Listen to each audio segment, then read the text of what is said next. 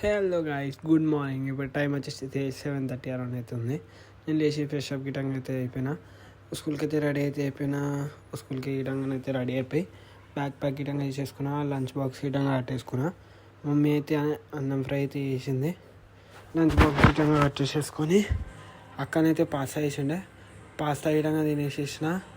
Pasta గిటంగా తినేసేసి అయితే నేను స్కూల్కి వెళ్ళేసి స్కూల్ నుంచి అయితే వచ్చేసిన. స్కూల్ నుంచి వచ్చేసేసి ప్రాజెక్ట్ వర్క్ అయితే ఉండే, ప్రాజెక్ట్ వర్క్ కోసం అని బయటికి వెళ్ళి స్కెచెస్ అయితే చేసుకొని ప్రాజెక్ట్ విధంగా రాసుకుంటానైతే కూర్చున్నా. ఓకే, ప్రాజెక్ట్ అయితే కంప్లీట్ అయితే అయిపోయింది. ప్రాజెక్ట్ విధంగా కంప్లీట్ అయితే అయిపోయింది. ఇప్పుడు వచ్చేసి అయితే డిన్నర్ టైం అయితే అయ్యింది. ఇక డిన్నర్లోకి అయితే అక్క ఇంకా కీమా ఇంకానైతే వైట్ రైస్ గిటంగానైతే వండింది.